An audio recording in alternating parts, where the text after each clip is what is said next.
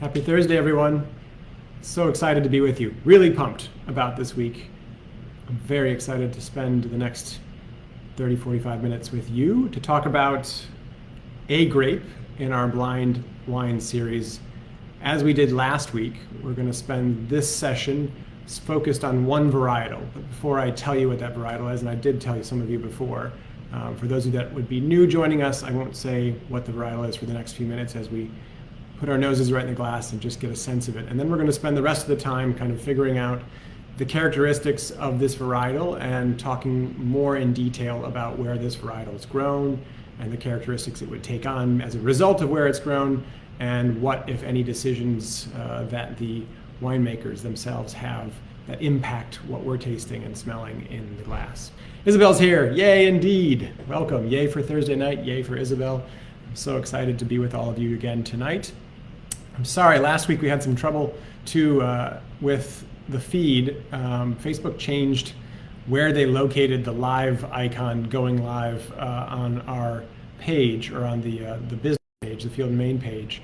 And I think I ended up trying to find some way on last week that put me onto my page, which Julie figured out how to share earlier this week. So super delighted to have you back in the same forum and being able to connect with all of you.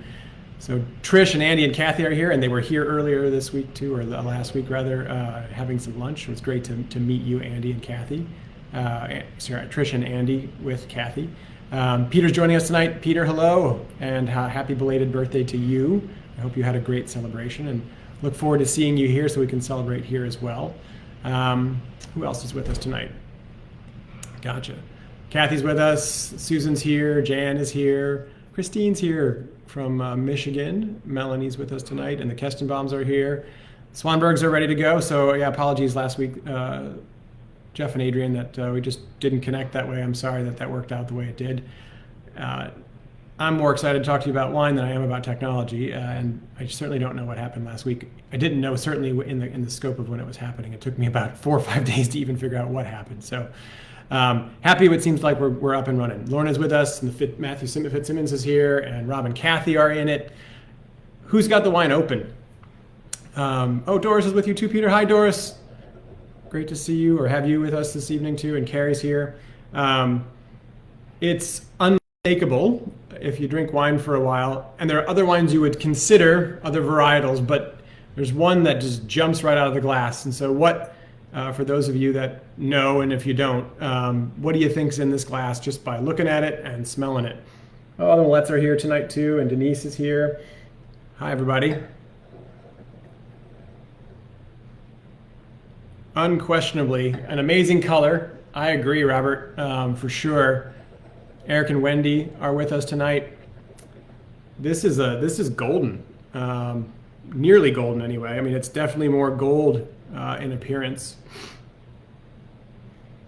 It has those gold flecks and tones. That's characteristic. And this is the interesting part. I should stop saying that, characteristic, because this is a varietal that characteristic is extremely broad. And so as we get good at tasting this varietal, we get good at kind of understanding the full scope on the white wine side of things, for sure, of the entirety of our tasting sheet, almost in the entirety. It spans the full spectrum depending on where it's grown and what techniques have been used to make it. And yes, I did say it last week. I said it, I think, that 2 weeks ago too, that this is going to be Chardonnay. Chris, you're saying Chardonnay. Everybody's saying Chardonnay. It is unmistakably Chardonnay when you put your nose into it. So let's talk a little bit about Chardonnay in general, and then we're going to get into our evaluation. Kathy, you're quite right that it is like a blank canvas, and that's in fact what it's often described as. It's the winemaker's grape, because depending on where you're growing it, and what elevation, what soil types, what clones, and what terroir or kind of weather that it experiences within that given vintage, you have a very different opportunity to make a crisp, clean, vibrant white wine, or a rich, robust, kind of heady, powerful white wine, and everything in between, including sparkling, and sweet variation. So it literally touches on all of the elements of the wine world. And Matthew, yeah, we'll get to unmistakably Chardonnay. Give me 1 second, we'll get there. The Chardonnay, though, that is perhaps most famous would be kind of Burgundy, and this seems like it has a little bit of element of that, and that's what is unmistakable for me, Matthew. But who out there doesn't prefer Chardonnay, are in the ABC camp, anything but Chardonnay camp? And I've encountered many of those people in my work, certainly working with guests at tables and determining what bottle of wine they want to drink in a given evening or even a glass. And especially kind of late 90s, definitely into the early aughts, people became more increasingly kind of against Chardonnay and they pushed back, as Chardonnay is now the most widely planted varietal on the planet. It has surpassed a random kind of Spanish varietal that is often found in just kind of general drinking wines. It's surpassed Trebbiano, which is used for all manner of things, including brandy production. So in terms of just mass plantings, Chardonnay now is way ahead of the curve. So Jeff is a little bit ABC, Andy and Kathy are ABC. So with all due respect to Jeff and Andy and Kathy, being ABC is kind of, in the wine equivalent, is kind of like saying, I don't like to breathe air. You don't like to bring some air. You don't want to breathe behind a truck in traffic and breathe that smog in. You don't want to be in some overpopulated Chinese cities that have terrible smog ratings. You don't want to breathe that air, but you do want to breathe some air. You want to breathe like the Amalfi Coast air for sure, right? So you don't want all Chardonnay perhaps, but saying you don't like all Chardonnay is like saying I don't like oxygen. And you need it, you will love it at points. And it's just finding the right variation that I think is imperative to understanding the true vastness of Chardonnay. So we're going to spend a little bit of time on that tonight. And I think Susan's helping us kind of lead into that by saying there are different styles. And for her, she has a different style preference than some others. Carrie's doing the same thing. She likes Chablis, but hates the kind of stereotypical full-bodied malolactic California Chardonnay. And that is where ABC certainly came from. It is that really pushed, fully extracted, very ripe, fully oaked, malolactic fermentation profile of this big, buttery, chewy Chardonnay. Butter on a stick is a good descriptor for that. That many people pushed back against because it became so ubiquitous, so popular, much like what happened to Merlot, for example.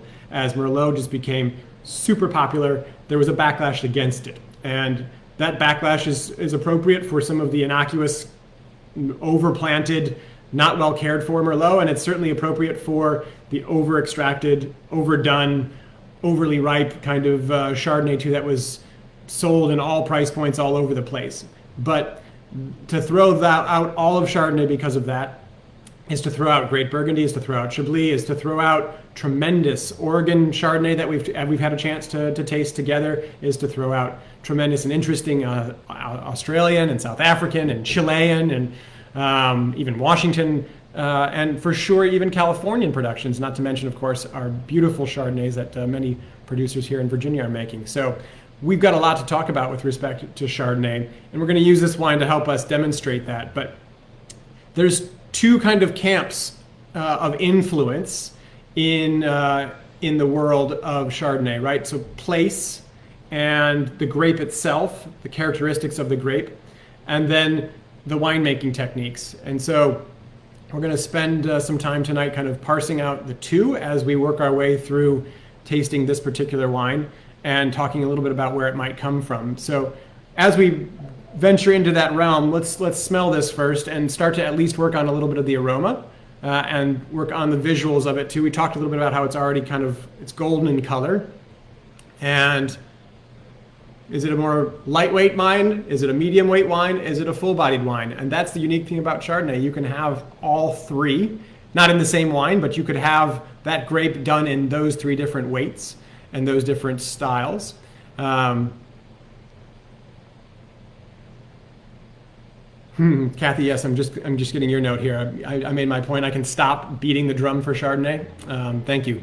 If I needed an extra cherry on the top of my point, I just have to say sparkling wine, champagne. And that is the most consistent element of all sparkling wines around the planet, including in Champagne and in Franciacorta, and certainly here in Virginia and California. So without Chardonnay, it would be a pretty sad place to drink wine. So I'm getting some notes from folks. Grassy, that's interesting. Okay, grassy, light color, but aroma is not light. Jan is pointing that out. Yes, it's got medium to medium plus body. I think we're forming some tiers there, some legs that are taking a moment to form and then working their way down. So I think we're talking about a medium-bodied wine. The nose is not displaying a whole bunch of buttery quality. So Jeff and Adrian are already looking at some characteristics of what you'd find in Chardonnay, but not necessarily picking up some of those characteristics in this one. So grassy and herbal. Interesting. I'm not picking up a whole bunch of that. Kathy's picking up some tropical fruit. So let's talk about fruit, earth, and wood on the aroma of Chardonnay, right? So from fruit side of things, you could be dealing with kind of lemony, Meyer lemon peel, Meyer lemon, sweet lemon, to lime peel. You could be dealing with yellow apple, green apple perhaps, honeydew, Asian pear into pear, sometimes white peach or apricot. You could be dealing with then tropical fruits like Susan's pointing out here, and Kathy and Kelly, overripe pineapple, banana. You could get star fruit, you could get mango, but pineapple in particular is and oftentimes a great tell for Chardonnay from a riper spot, from a warmer climate.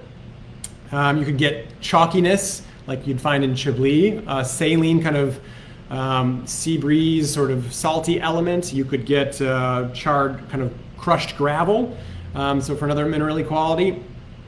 And then you could get notes that come from that oak usage and the oak elements that would be like vanilla. You could get kind of a cooked dough, kind of pie crust element. You could pick up toffee. You could get baking spices. You could pull up burnt caramel or like a burnt sugar quality, kind of creme brulee, if you will, that sugar element. Yeah. You could then also have a series of aromas that are more questions of winemaking coming from malolactic fermentation in particular, or fermentation kinetics. You'd have sort of a mushroomy quality in some of Chardonnay. You could get, for sure, these lactic elements like butter, cheese curd, creme fraiche, so that kind of tangy, sour creamy kind of quality, maybe even a little bit of buttered toast. And then you can also pick up things like hazelnuts and almond and those types of elements. So I'm getting notes about hazelnut from Chris Shirley and some vanilla and pineapple, all of those elements. Jan's asking about whether or not Chablis is Chardonnay grapes, and you're absolutely right. Chablis is one of the sub-regions of Burgundy, and we'll spend a moment talking about Burgundy. Burgundy has a ton of Chardonnay planted, and it runs essentially from north to south with different sub-regions. The northernmost sub-region is called Chablis and is actually not connected with the remainder of the regions, but it is really known for its chalk soil. So you're going to get some of that minerality, some of that crushed stone or that saline or that chalky element, and oftentimes it's cooler and they don't use as much wood, and so Burgundy and Burgundy from Chablis would give you more of that apple, green apple, citrus peel kind of profile instead of the pineapple profile. And so for our descriptions based on this wine right now, it sounds like we're moving away from something like Chablis. It sounds like we're moving away from something like a cool climate toward something that has more of a warmer climate. So, and the color would sort of suggest that too, although the color is not always an indication of warmth in Chardonnay or a warmer climate. It could be, but oftentimes it may be a little bit more oxidation in the winemaking process. Some of that barrel aging might come into bear and tint the color from the barrel itself or from the oxygen influence and the oxygen transfer within the barrel. And so you get a little bit of that. Susan, you're picking up a little bit of mushroom. That's pretty cool. Yeah. So all these are descriptors dead on for Chardonnay, and for Chardonnay that is coming from a little bit of a warmer climate. So let's go back to Burgundy and kind of use Burgundy, because Burgundy is where the grape originated, and it has, as I said, different subregions. And so as you're going further south, you're going to a generally warmer climate. depending on the sub-regions, but principally speaking, the further south you go. So if you're drinking a Puy Fuissé from the southern southern part of Burgundy and comparing it to Chablis, which is in the northern area, you're going to get more ripe profile. You're going to get some of the pear element, maybe moving into some of the tropical fruit profile if you're talking about a warmer vintage than you would from that citrus sort of just kind of yellow apple, maybe even into green apple profile that you'd pick up on the Chablis. So in Burgundy alone, we could spend hours and hours doing comparative tastings between the different communes and the different villages, which would be a great tasting and would also display the range and spectrum that you'd find in Chardonnay. So the quality of this wine, as we've described it, doesn't necessarily describe fully Burgundy, although I said to you right off the bat it was sort of unmistakable, and that for me had some of this oak signature that we were talking, some of you are noting by way of the hazelnut flavor, the hazelnut aroma, excuse me. There's a cedared element, there's this hazelnut quality, there's kind of a roasted corn cob quality that speaks to me more of French oak than it does of Chardonnay per se, the varietal, but it speaks to the marriage that French oak often has with the varietal, and when you smell that, or when I do, it's unmistakably Chardonnay, and it oftentimes takes me right to Burgundy, or at least a place that is fully referencing Burgundy in their style of making the grape. And so that's what was unmistakable to me about this. So I wouldn't rule out Burgundy, but I'm not thinking Chablis, for example. I'm not thinking cool, so I'm thinking warmer vintage, warmer site from Burgundy, if it is Burgundy, and I'm not sure about that. But where else could you and should we be thinking about in Chardonnay before we start to kind of go through tasting and working our way through this wine? We talked about Burgundy, we talked about California, Oregon, Washington, Virginia. Certainly the easiest way to answer that question would be to say everywhere wine is grown, Chardonnay is grown. In an emerging wine region, you plant Chardonnay to try to get yourself on the map because it's the most recognizable varietal that's out there, and you want for sure people to understand that you can make a varietal that everybody appreciates. It doesn't need any descriptions, it doesn't need any introductions, it's just Chardonnay. Although as we're talking about, this is a wine that has such a wide spectrum, you do have to kind of talk your way through or explain what kind of Chardonnay it is for certain people in order for them to appreciate it, or at least even be willing to try it. Melanie's asking about whether or not this could be blended with Petit Manseng, and that's an interesting call. What makes you say that, Melanie? And then I'll hold for a second, we'll get back to that. And PJ, welcome this evening. Thank you for joining us. I'm glad you're enjoying the conversation. Jeff saying South America for sure. That's something, Jeff and Adrian. South America and Australia from Lorna. Yes, so literally everywhere, but Chile, you could get one certainly from Argentina. We could be talking about Patagonian Chardonnay. We could be talking about Australia. In Australia, we could be talking about the Mornington Peninsula. We could be talking about New Zealand, Tasmania, and New Zealand and Tasmania kind of differences being cool climate. We talked a little bit last week about that for Pinot Noir, but Australia is great in terms of it giving some warmth, but also a cool influence, a temperate influence from the coast in something like the Mornington Peninsula. And that would give you potentially some of this warmth. You can get some great Chardonnay from the western side of Australia too, and like the Margaret River, making some really cool, beautiful Australian Chardonnay, and doing so for decades. The Bonos are with us, John and Molly, Edie, and Pickles too. Oh, good. And Susie as well. Hello, everybody. Melanie, you're picking up a little bit of floral element. Yeah, I didn't talk about that, but sometimes you get a little bit of citrus blossom on the nose from Chardonnay. And it is here. Yeah, it's got a body weight, and I haven't tried it yet, but that by appearance, you should think that this could be Petit Manseng or blended Petit Manseng. And you might want to also think always, I think, in this weight, with that aroma profile, you think a little bit about Chenin Blanc too. South American, the Bonos are throwing out, that's cool. they've informed me before that all my talking is fine. They're going to taste immediately because they're watching with their little daughter Edie. So it's important for them to get ahead of the curve in case she shuts them down. So that's fine. By all means, taste away. I'm about ready to do the same. PJ, yep, I understand. We were just talking about that before you joined us, that you're not a Chard fan. I said to all the rest that it's kind of like saying you're not a fan of oxygen. You just don't prefer certain breaths of air, but you need it. And it's part of the wine experience, and you just need to find the right one. Many are too oaked and over oaked, and I think the pendulum's swinging back on that, and we're finding fantastic examples of Chardonnay done with the right judicious amount of oak just to allow the fruit to come out, but also to be that perfect marriage of wood. So Kathy's leaning West Coast, but South America is a good call.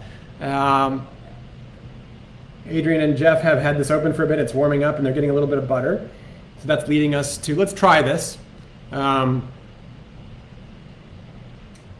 Nice. So yeah, it is evolving a little bit in the glass, right? The warmth, and that's a good discussion for Chardonnay. I think if you've got kind of an unoaked variation of Chardonnay, a cool climate Chardonnay that hasn't seen a bunch of wood, a more chilled temperature is appropriate. There's less of a flavor profile in that wine, not as much complexity, and as a result, you can have it a little bit more chilled. The chill will mute some of those flavors. Whereas if you have sort of a richer, more bold variation on Chardonnay, one that's seen some oak, that's seen some age, a little bit of time open and a little bit of a warmer temperature helps those aromas to come out. And that's certainly helping with this particular wine. Susan's picking up some baking spice. So let's taste this.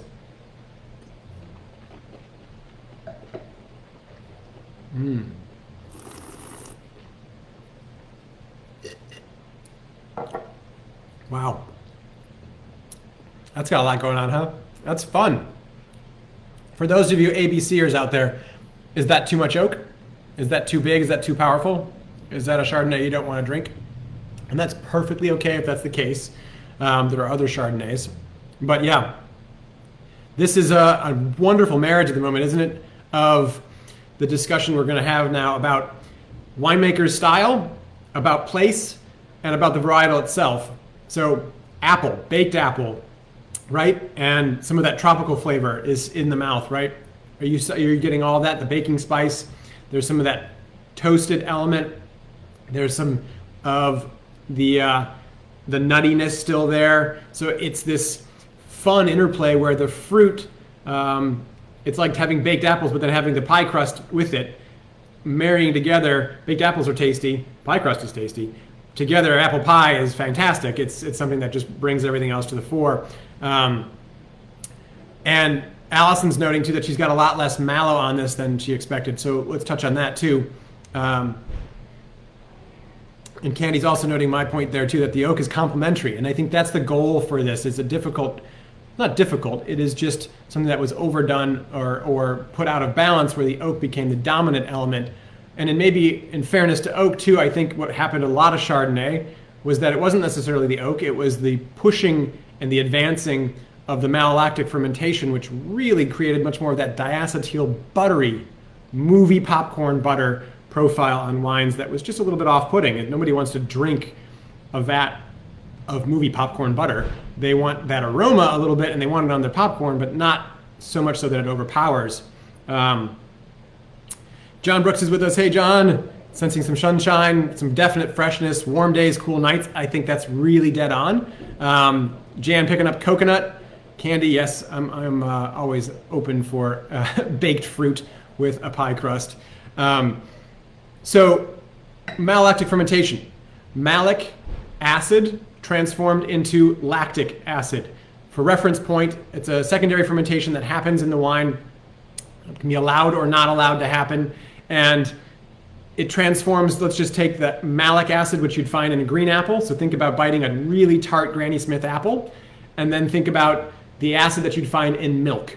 And milk has acid, but not a ton, or not an overt, powerful, searing acidity, right? So malolactic fermentation turns malic acid into lactic acid, turns harsh, bright, vibrant acid into round, supple, soft acid. And one of the byproducts of it can be diacetyl, which is the movie popcorn, which is buttered element. So you get that buttery profile from the fermentation elements much more than you do, and because of that rather than the wood. you'll pick up wood notes like the toffee, like the sugar, the burnt elements, the toasting of the wood itself will give you those profiles, as well as some spiced qualities. Chris is saying he thinks this is very much like Central Coast Chardonnay, and he's a Californian boy, so I think we give him some definite credence there. I don't think we would rule out California at all based on my first taste in the smell.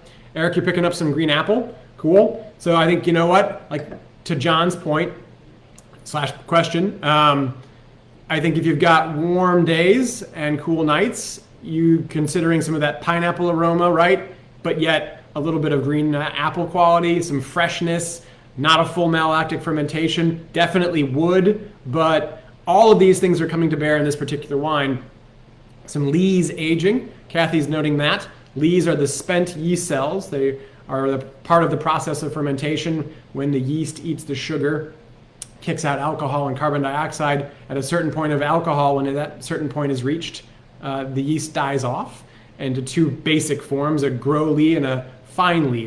The larger lees are usually racked off and removed, but the fine lees are left sometimes with Chardonnay to allow for the development of richness, textural quality. Sometimes there are flavor elements to it, but it's mostly about textural quality. And I think when you taste this wine and you have it in your mouth, perceive, is it skim milk, 2% milk, whole milk? This is more in the 2% to whole realm, and there's a middle quality to it. So if you break up the experience in your mouth into thirds, that second third has just this sort of blossoming textural element to it that oftentimes comes from some oak aging and that lees contact. Anybody picking that up?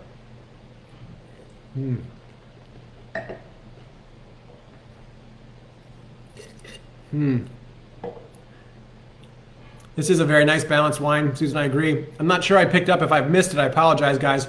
I had asked ABCers, is this a wine you want to drink? Jan's throwing out vintages between 18 and 19.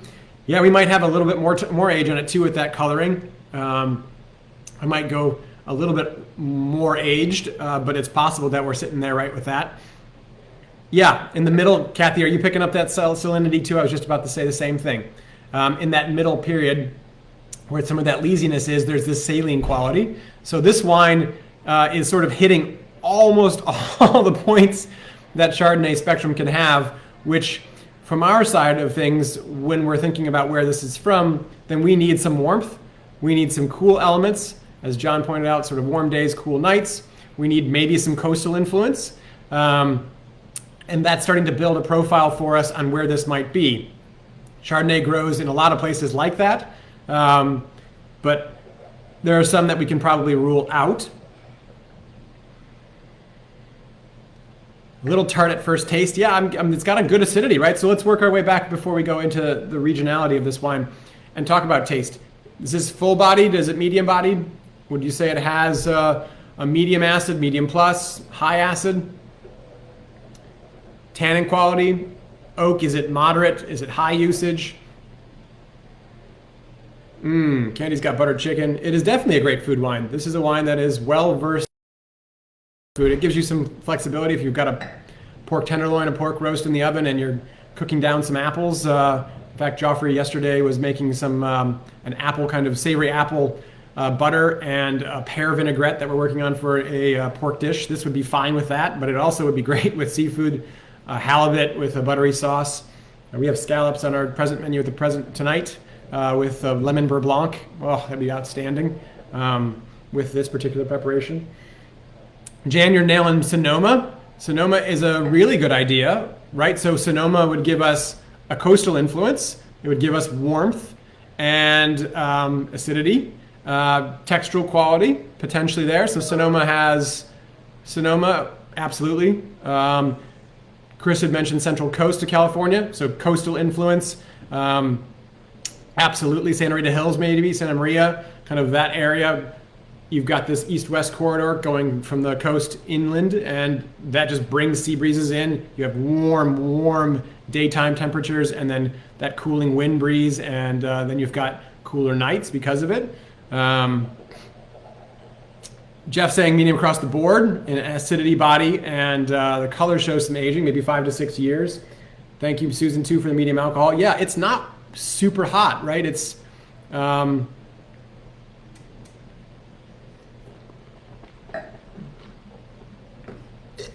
Susan, to your point, at 25 bucks, this is a hell of a wine. It's showing some pedigree. Anybody getting now the butterscotch kind of coming out? I know toffee was noted a little earlier. Jan, you got roast chicken tonight. This is gonna be great with that.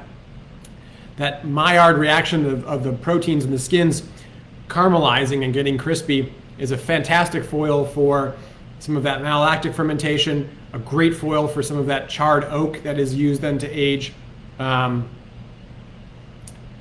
David Pearson's asking about a coastal region of South America bring this profile. I think you could certainly see some elements of this profile in sort of high valleys in Chile, like the Uco Valley, for example, giving you Chardonnay. I think you could argue your way into this.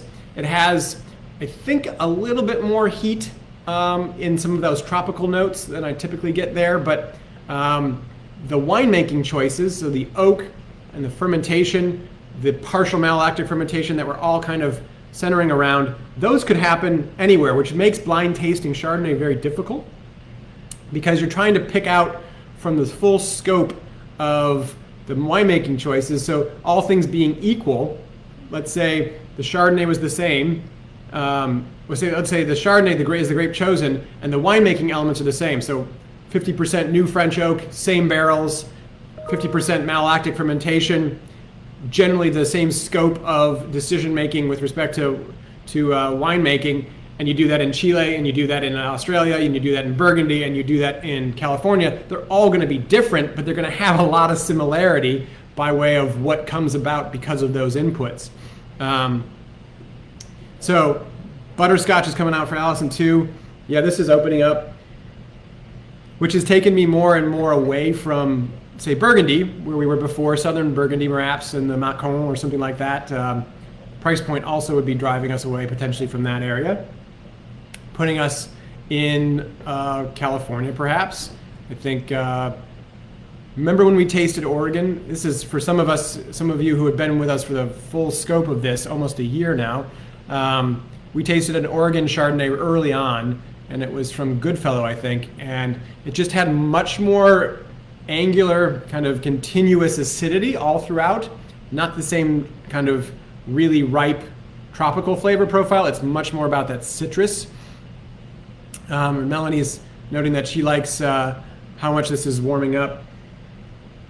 It's too chilled at first. I got you. Yeah, I think this is a great example of where this type of wine really benefits from a little bit of time and warmth. It doesn't need to be at refrigerator temperature, and even cellar temperature at 55 would be fine. It's probably more appropriate cellar temperature than it would be at sort of 45 degree kind of chiller temperature. Swanbergs are saying no California. They're thinking more about South America perhaps. And I agree, Jan, this is the definite brightness. It's the brightness, so it's the kind of tasty flavors of that toffee, that butterscotch, the roasted elements, the hazelnut, the fruit, baked fruit. All those things are delicious, like delicious flavors that we like.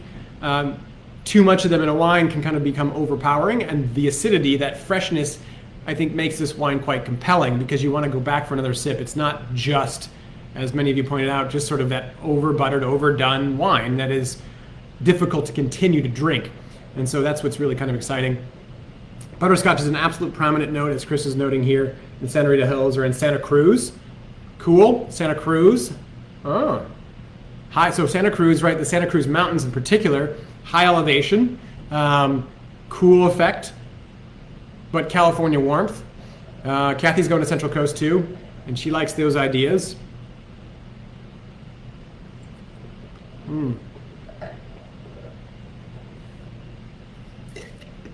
So Central Coast is an option. Sonoma is an option we're talking about. So California is certainly in the running. South America is in the running.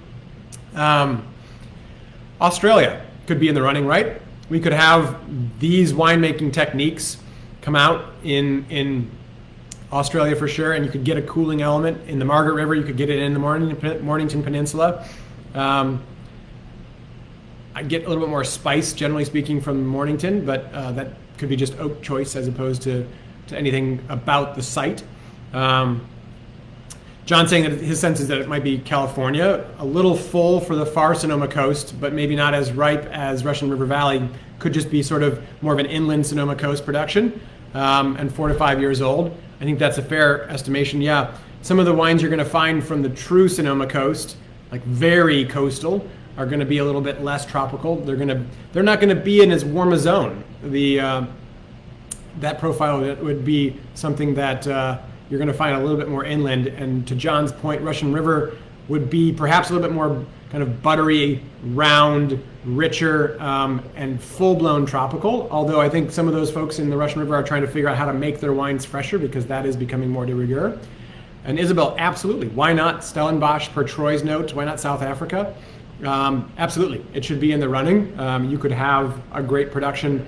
We had the De Morganson Chardonnay that we all thought was Burgundy, or at least I thought it was Burgundy, and others thought it was California. We went back and forth for a moment, and then we went to California. And yeah, that was a delicious wine. So absolutely, Stellenbosch South African production could be here. Do you see the problem in trying to blind taste Chardonnay of a certain kind of profile? It becomes nearly impossible to narrow down exactly where it is. And from a blind side of things, you make your argument and you try to work your way past or through the elements that could be universal. So let's do that for a second. If we take out the wood profile, so the hazelnut element, we take out the toffee element, the butterscotch element, we put that all aside. We take pie crust side. We take some of that spice, the baking spices, and we put those aside. We take a little bit of the, what do we say? We kind of had a little bit of that mushroomy element. We can put that sort of aside. Let's actually keep that in, excuse me. I'm trying to pull out the wood, trying to pull out the lactic-y elements that would be from malolactic fermentation, and just focus on the fruit profile. So we had pineapple, and we had some apple, green apple into baked apple. We had a little bit of citrus. There's a little grassiness on the nose too. So from that profile, we're in a bit warmer place, just the fruit itself, than a cooler spot. And so we can be talking about certain spots like John noted in California, and Chris noted, and Kathy's kind of angling for. We can certainly still be talking about Stellenbosch, but I don't know if we're talking about Mornington Peninsula, for example, where you're going to get more of that direct coastal influence like you'd get in the true Sonoma coast. I'm not sure that we would get that from Burgundy, so we can take those out. Maybe we would get it, I don't think we'd get it from New Zealand. We're not going to get it from Oregon. So I think we're kind of, we could probably get it from South America. Although I think some of the South American Chardonnays just have a little bit more leanness to them. They might have some of the flavor elements because of the things we're trying to rule out, but I don't think you're going to get as much of the tropical. I could be very wrong. I mean, I am very wrong about that in some cases, some iterations, but it leads me more to the idea that we'd be getting this profile from the sort of central coast. So Santa Maria, Santa Rita, Santa Cruz up into Sonoma, than it would, I think, into South America. So Stellenbosch, South Africa, we could be talking about California in some form. Lorna's going Monterey, Arroyo Coast. Yeah, Central Coast. So Central Coast 2017, that's pretty cool. Chris, are you still in that same vein? And Kathy, is that where you're going to? Who else? Jeff and Adrian are saying not California, but if it is California, they're saying it's atypical. So are you still in South America?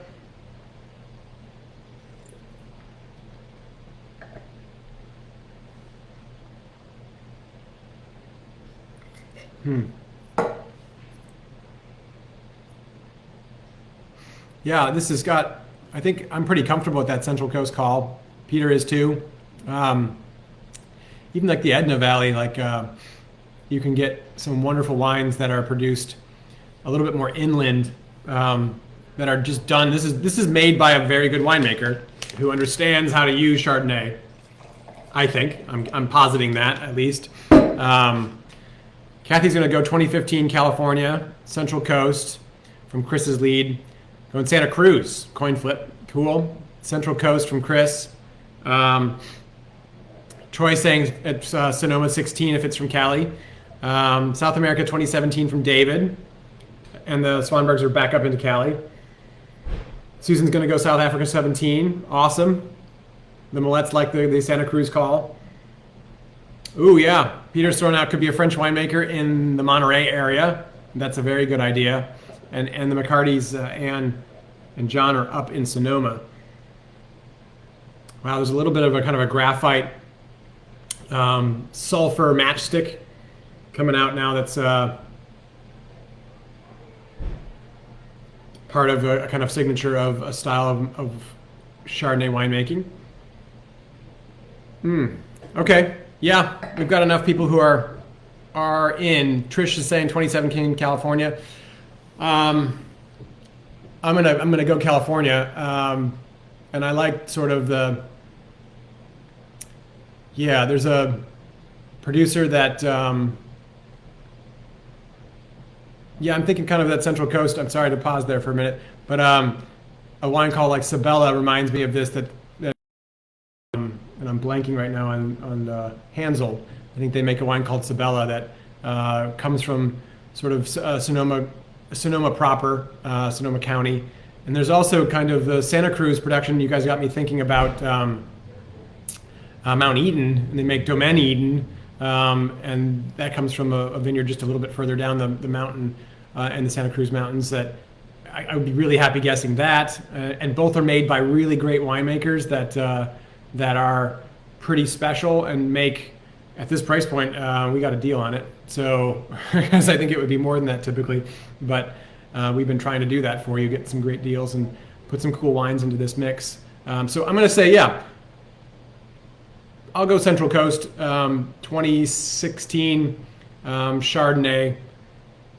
It's delicious, and it's just drinking beautifully, and that was fun. All right, ready, everybody? Has everybody already opened this and are just waiting for me to get to it?